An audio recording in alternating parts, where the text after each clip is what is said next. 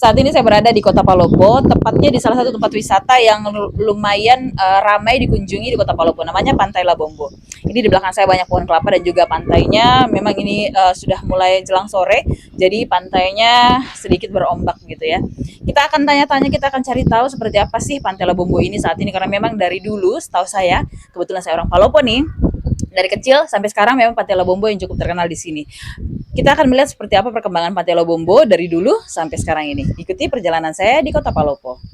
Objek wisata pantai merupakan salah satu yang diminati masyarakat untuk menghabiskan waktu bersama keluarga di akhir pekan dan hari libur lainnya. Begitu pula dengan masyarakat di Kota Palopo, Sulawesi Selatan. Meski kawasan pantai di wilayah ini sangat sedikit.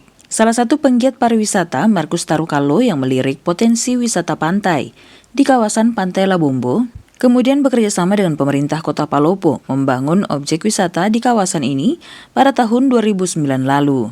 Markus bercerita, dulunya masyarakat justru tidak pernah mengunjungi kawasan Pantai Labombo. Pantai Labombo, Labombo kan artinya setan, bombo, setan. Nah, the ghost beach, pantai setan. Nah, saya pelajari kenapa nama yang seram dikasih nama, ternyata punya sejarah.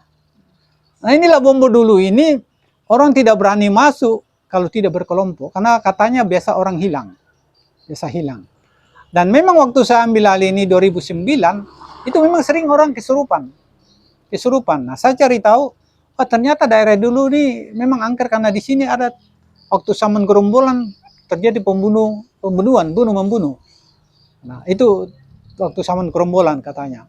Nah, sehingga itulah yang membuat nama Pantai Labombo Pantai Setan, karena orang takut masuk kalau tidak berkelompok.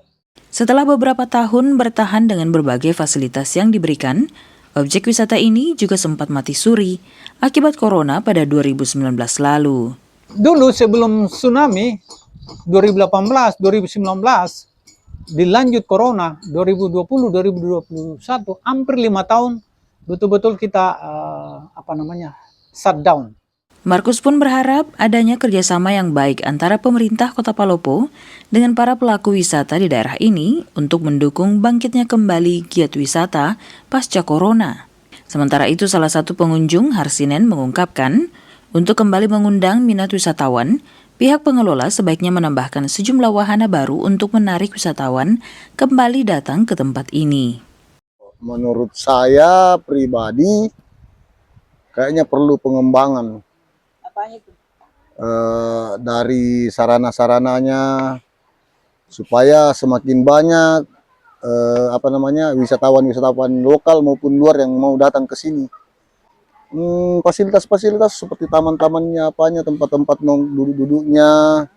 Cuman kalau bisa juga harga masuknya begitu biar tidak terlalu membebani masyarakat. Dengan mulai banyaknya pengunjung di kawasan wisata ini, diyakini bisa kembali membangkitkan giat wisata di Pantai Labombo.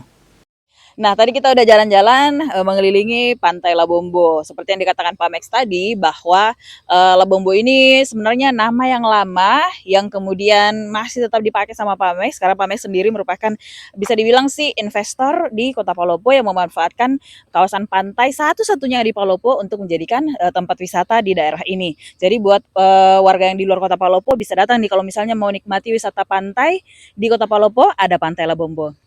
Demikian dari Kota Palopo, Sulawesi Selatan, saya Karnila Kandi, Pro 3 RRI, terus mengudara untuk Indonesia.